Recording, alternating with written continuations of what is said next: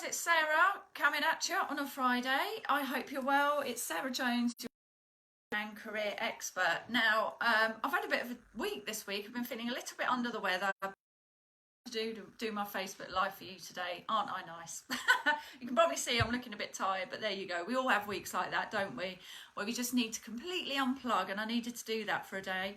I don't know about you, but certainly there's loads of things I love about working from home, but I do miss certain aspects of interaction that we used to have in the real world.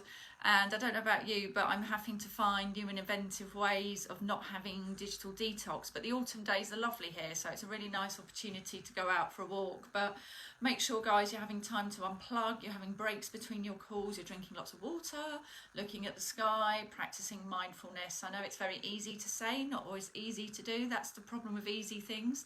They're sometimes the hardest things to do, aren't they? So I'm going to cover something today, and actually I've decided to talk about a particular subject because it's been coming up a lot in various different guises in my coaching, and it does come up a lot in career coaching. And this is about, how do I make a career change when I'm feeling scared? Now, for scared, pick your own word. Worried, fretful. You know, if you're just worried about your career change, sometimes it can feel really paralysing, or you can really feel paralysed and overwhelmed. And we get all these feelings when we decide to make a change about, oh, is it the right thing to do? Am I up for it? There's going to be a lot of work and effort involved. And that can cause a lot of self-doubt. So I want you to know that whether it is a career change or another transition in your life, any transition in life is going to be undeniably scary. Because as human beings, as I've mentioned before, we're wired towards certainty. We like certainty. We do like to know what's going to happen, when it's going to happen. You know, we very much live our lives like that.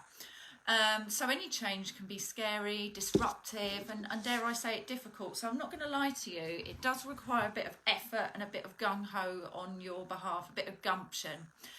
And actually research has shown that, just to make you kind of aware of what the science is saying out there, because you know me, I love a little bit of science, I love a statistic now and again, and a bit of research to back up what I'm saying, is that there's a Holmes-Ra stress scale. So there's a stress scale. There's all sorts of different scales for different things. And that's found that making a career change is one of the 20 most stressful things that happens in your life. Just behind the death of a close friend. Yeah, I just said that really quickly to get that out of the way. So what I want you to know is that it's really normal for you to feel a little bit paralysed, a little bit scared, or worried about doing it. It doesn't mean you shouldn't do it, or you don't want to do it, but just be aware that it is a scary time, and our brains will perceive a change in job or career as a bit of a threat to survival. It's just how we're wired as mammals, really. So just want you to be aware that it will feel like that. And actually, you know, as I always say, fear hates action. So what actions can we take to combat that fear? Now, why is that? Well, all the things that I've talked about just now, but also it requires a ton of effort. Some of the work is related to the actions, but some of the work is actually the internal work that goes on dealing with change. And that's the stuff that also requires effort, because mentally and psychologically that can be quite scary. Different people react different ways to stress or change. Some people really embrace it and they're like, no, give me, I'm ready. Some of us have to wait until it gets really, really, really bad in our career. So I'm coaching a woman at the moment who, we're on plan B now, because I said, when you get to this point, we really need to think about whether you can stay in your current role. And she's got to that point. She's like, Sarah, I just need out. So she's got to that point. She's overcome that fear and gone, do you know what, the kind of pain outweighs the pleasure. That's always a good way of thinking about things, like a set of scales. So it does require a ton of effort in terms of the actions that you'll need to carry out, but also the kind of effort required behind any change on your mind, perhaps your body, other things like that. So it can be exciting, it can be thrilling, but also just recognise there is a ton of effort, and some of that is about us dealing with change. So there's Also things like the time it's going to take to find your role and the financial commitment that's involved. So sometimes that can be scary. So those are typically some of the things that can really hold us back. You know, it's all those efforts I've just talked about, the fear, the time, perhaps financial commitments. And also for a lot of people, we've identified ourselves as who we are in our career. Now, I know it sounds weird, but when I went from permanent, a very senior global role, to freelance, it took me time to get my head around it. I was like, right, who am I?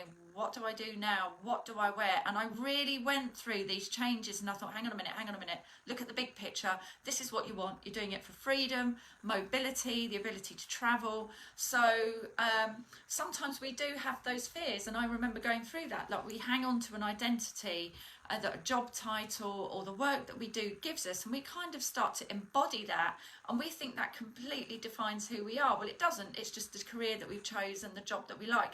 If we find a job that we really enjoy and suits us, that can be much more authentic to who we are. But sometimes we've really identified ourselves with a career, and that's some of the excuses we can use to stay put, even if we are really miserable. So all of these are sort of deep-seated fear responses that are designed to sort of keep us stuck. It's like the human body, the human mind's way of protecting us from failing, sort of preventing us from making decisions. So those are the sorts of fears that can hold us back. So, you know, all of these thoughts like, oh my God, what if I send out 100 CVs or resumes and I don't get a single interview? Or what about, you know, oh my God, what if I suck at this job? Or, oh, I really don't know what I want to do. These are all ways of how our self-doubt really helps to kind of keep us stuck. So there is the effort that's involved in a change, both psychologically and actually the physical effort of doing things, of retraining, things like that, the time, the financial commitment. All these excuses that we make up help to keep us stuck, because as human beings, we just really like certainty.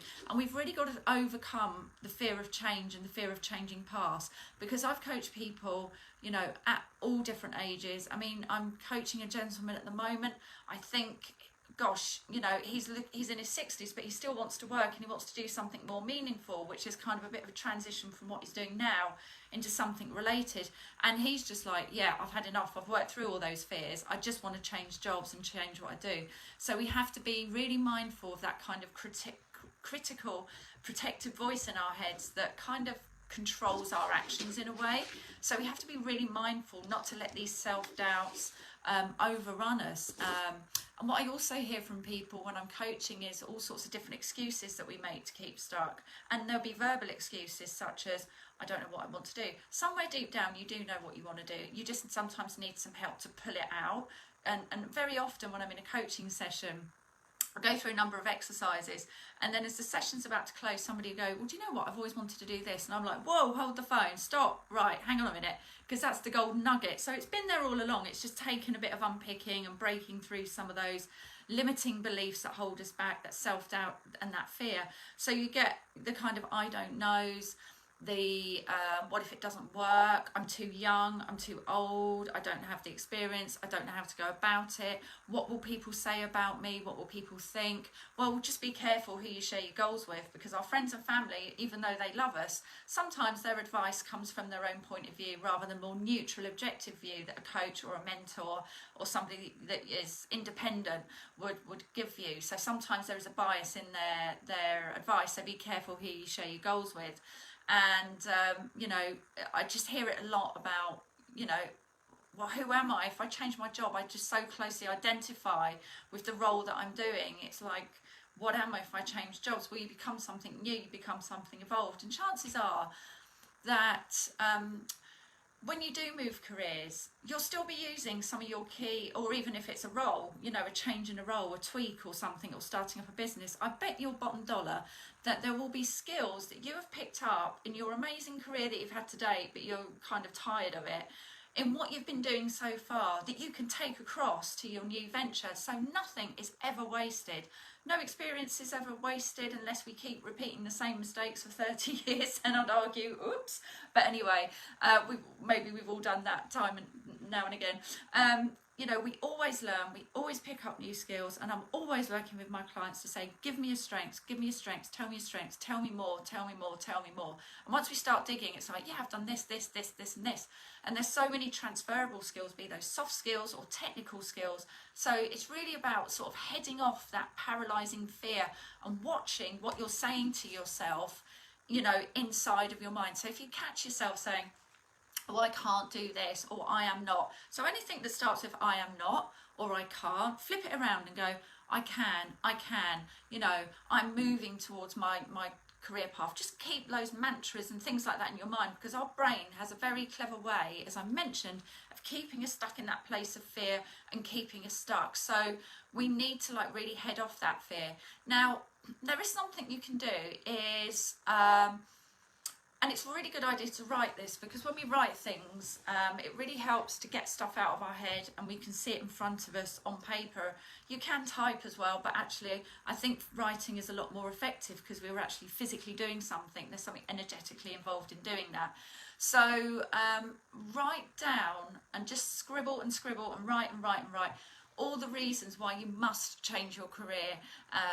You know, write what you're scared of, write everything that scares you about it, just get it out there on paper, see it in front of you. And then sometimes when you look at it, you think, well, hang on a minute, what's the worst that can happen, and how realistic that's going to happen, and how do I know that's going to happen? So write everything, you know, all your fears, write everything down that scares you about your career change, and then write a list of why you absolutely must change career. And if it helps, say you can pick any time frame you like, but I find this works really well for my clients. Pick a time frame. For some people, it's like a year, 6 months, a month, 5 years. I don't know. Whatever your time frame is, you can make a judge of that or play around with different time frames. And imagine if you're still in your career. Imagine you're in a career that's like really affecting you in a negative way, and think about, right, what am I going to say to myself, and how am I going to feel in a year's time if I'm still in the same position and still feel the same way? Because what we're doing is just suppressing everything. We're just suppressing it for longer. And the more that we suppress things, the more that we suppress, and it can really affect our mental health. I mean, I've had people that have just been so unhappy in their jobs for a long time that they've almost built up more fear than there was in the first place, if that makes sense, because they've suppressed and squashed everything down. It's like having a Tupperware box. You know, if you're trying to like stuff an extra sandwich in the Tupperware box and it just won't fit in, it's a bit like that. You're trying to stuff everything in, stuff all your emotions in, and they just overspill. And like I mentioned this week, I've had somebody, and we're now on plan B, because it's obvious she cannot, for her own sake, stay where she is. She's tried it. We've reconfigured that to say this isn't about failure, this is about finding something temporary while you train for your new career, because it's just having too much of an impact on her relationships, on everything that's going on for her. So we really need to head off these fears at the past. So get that piece of paper, write down all the reasons why a career transition, a job change, setting up a new business, whatever it is a must do for you. Why must you do it? Everything that scares you about it, and write down all those fears. And when you look at it, sometimes it's a bit, and I bet you, if you start making plans and taking steps towards your dream career, your business, whatever it is, when you look back in 6 months' time, because I know I've done this, I've looked back at my journals and thought, what the hell was I thinking? You know, it's like, oh my God. You know, when I first went self-employed, you know, I really struggled with, well, what's my identity now? Because I've had this like really high-flying in-house career, all these like perks, this massive job title. Oh my God, you know, what about money? What about, none of that has come true, none of it. And the first time I did it was in 2008, when we had, if you remember, the massive global recession with the mortgages and everything in the States. I think it was when Obama came into power. Yeah, I've been watching a bit of American politics lately, so I've brushed up all my details on that. But anyway, I did that during the recession, and I remember thinking, is this a bit mad? And I just went, you know what, I'm so unhappy here. This is really doing my head in, to coin a phrase. So I left and never looked back. I've never looked back. When I look back at some of these notes now, it's like, wow, look at all that stuff you overcame. Isn't that amazing? And it will really help build those strengths. And if you can do it in one area of your life, you can do it in other areas of your life. So all of the tips that I give you, even though they are career specific, can sometimes apply to other areas of our life, because we are creatures of comfort. We do like certainty. So, you know, just do that, like vomiting on paper, not literally, by the way, but writing vomiting, if that's even a word. Do it for about 45 minutes. Keep going back, have a look at it, and then just really see why it's non-negotiable for you to make a move, and use it. Keep reflecting back on it and use it as almost like an inspirational manifesto to look back at, and something you can see and reread when your fears start to pipe up. And like, if you're anything like me, you know, I keep all my old journals and diaries, and there's things about all different areas of my life. It's like, flipping heck. And do something that stretches you. If you're a bit in your comfort zone, then maybe, I know it's a bit tricksy at the moment because certain things are limited, but why don't you try doing something that's really out of your comfort zone? So, for example, I didn't realise that I don't particularly like heights. I'm not scared of heights, but I realise in certain instances I can get a bit wobbly. So I jumped off a, what was it, a 10 metre or something like that, 10 metre and 15 metre platform. I haven't gone for a full bungee jump because, quite frankly, I don't want to do one. Why would I want to do that? But I thought, I'm just going to test myself here, and it's like, oh my God, and I did it. And it's just sometimes really good to like push yourself a little bit, because once you get used to pushing the envelope, pushing your fears a bit, you know you can do it once, you can do it again. So we've talked about why we like certainty, why we as human beings are wired that way. That's at the beginning of this video. Talked about how you can write it down, and some of the fears that might pop up and how you can squash them. We've talked about the different excuses that we make to keep stuck, and we've talked about how you can look back. Say, for example, looking back, say it's 5 years down the track and you're still where you are, or even a year or 6 months or a month, thinking, oh my God, I'm still here. It eats away at our self-esteem. It's been demonstrated that actually sticking in something we're not happy with has a massive impact on our self-esteem, because we know we're not being true to ourselves and we're suppressing what we want. And you might eventually find that if you keep putting it off, it's just going to hit a point of no return. Nature has a funny way of sorting these things out. Be that you're, what I have seen is sometimes people's performance dips at work, and that gets noticed, or they're not getting promoted, they're getting overlooked for opportunities because there's just something about them that people notice they're not really into their careers. What else tends to happen? Yeah, like I said, people get really stressed, or physical ailments pop up, mental health issues. So it's really not a good idea for your self-esteem, your health, in any way, shape or form, to stay where you're not happy. So you will, I guarantee it, reach a point of no return if you are over-tolerating. Also, get external support. There's loads of resources online, there's loads of books, there's coaches, there's mentors, and maybe even somebody, say you're in an organisation, you're not quite happy with your career path at the moment. I'm sure there's people and resources you can talk to and perhaps work with internally that are career experts, HR experts, hopefully, that are really open-minded and can help you with your career path. And sometimes they provide coaching within companies anyway. And sometimes I like to feel that fear is my friend. I almost sometimes look at fear as like fuel. So usually I find that behind a fear is just like a problem dressed up in an F word, to be quite frank. And if you can like reconfigure it and say, well, hang on a minute, this is just really important information I need to know, and sort of try and detach a meaning from it, not over attach a meaning to that fear, but try and neutralize it and go, right, this fear is actually my friend, because this fear is giving me a message. What is the message that he's trying to give me? And try and sort of almost like neutralize it in that way. So understand your fear and sort of see it as a bit of an ally. Take small steps as well. Nobody said you had to like completely overhaul and change your career in 5 minutes. It just doesn't work like that, because sometimes what happens is we embark on a career change and it's like, well, I think I want this. And it might be you're still not quite being honest with yourself, or you go down a path and think, I don't think it's this, but it might just be like a few degrees this way. So sometimes it will take a few iterations, it may take a little bit of time, but break your plan down into stages, into goals. So you might want to have an annual goal, you might want to have a 6-month goal or a 3-month goal. You can pick your own timeline and really break those down into baby steps and actions so you can count your success. Because it's a bit like climbing a mountain, isn't it? They say that if you, I don't know about you, but I did the 3 Peaks Challenge many years ago. And I remember looking at the top of, I think it was, well, trying to look at the top of Ben Nevis and thinking, oh my God, how the hell am I going to get up there? But I just looked at it one step at a time, and you know what, I did it, and it really helps to frame the context of taking small steps at a time. So use that analogy.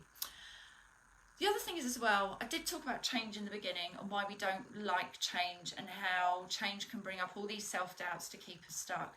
We have to remember that change is constant. Failure can be positive, which I know sounds really counterintuitive, but maybe failure is your friend as well. And redefine failure. Failure is just something, an event that's happened. It is not a definition of who you are as a person inside and out. So try and just look at it as an event, in an event kind of perspective, and see it as a friend, as in, hang on a minute, what can I learn from this experience? What would I do differently? What would I do better? And sometimes failure, like not getting a job, getting made redundant, so many times has been a ladder onto something else that you really want to do, but you just maybe weren't quite ready for it, and that kind of failure helped give you that push in the right direction. So sometimes a failure can be our friend as well. What you can also do, if you're feeling really brave and but you've still got a bit of fear there about your changes that you want to make, why don't you tell people, put it on Facebook or something, I don't know, or start telling people that you trust, not people that are going to try and talk you out or bring you down or keep you stuck, but somebody that's really going to empower you. So it almost becomes a bit public. Don't know how public you want to go with it. It might just be telling a mate, saying, look, I really want to change my job. It sucks. I hate what I'm doing. I just really want you to help me and support me and be accountable. Now, some of you might have buddies you can do that with. Some of you may prefer to just keep a journal, or as I say, still keep monitoring your action steps and the steps you're taking towards it, but make it public, you know, get that support. And the other thing is as well, as Nike says, just do it. I mean, I quote this phrase a lot, that fear hates action. And there's another phrase that I've read somewhere, is that, and you've probably heard this, I've certainly heard it in my former commercial career, is that fear can't hit a moving target. And I think, you know, we have to be able to adapt to change. We have to get comfortable with change. We might not like it straight away. We do go through a whole range of emotions, and I've done some previous videos on career change, why it's scary. They'll be on my YouTube page or on this Facebook page under videos. I've done a lot about why change in general is scary, what's going on biologically for us and psychologically and sometimes physically. So, you know, change is constant. We've got to move with the times. We've got to adapt. That's what life is all about. I mean, if this year has shown us anything, it's shown us that, hasn't it, amongst many other things. But change is constant. The world doesn't stand still. So we've got to keep ourselves current. And as I say, fear can't hit a moving target. So I quite like that quote. I also like the quote about, you know, using fear as fuel. As I mentioned, fear hates action. It's a bit like a muscle. The more we flex it, the more we can use it. So it's a bit like going to the gym. So yeah, so I've covered a few tips tonight about, you know, and I did want to cover this tonight about how to change your career if you're feeling worried, scared. So I've talked through lots and lots of different tips, why we do that, the different excuses we make. So I'll post this on my Facebook page so you can listen to it afterwards, listen from the beginning to get that extra bit of information if you joined later on. But it's really natural to feel scared. You know, it is one of life's big changes, like many other changes in life. It's up there in the top 20. In fact, I think it's about in the top 5. So, but it shouldn't stop you, shouldn't hold you back once you know what's going on for yourself and you implement some of these tips that I've talked through tonight. But I thought it's important to go through this subject tonight because I've been coaching a lot of people this week that are very much going through this. They're at the start of their career change and it can feel scary and daunting. But believe you me, you will get there. You will get there. Just get the right support and enlist some of the tools that I've used tonight. Anyway, have a good weekend and thanks for listening, everyone. Take care. Bye.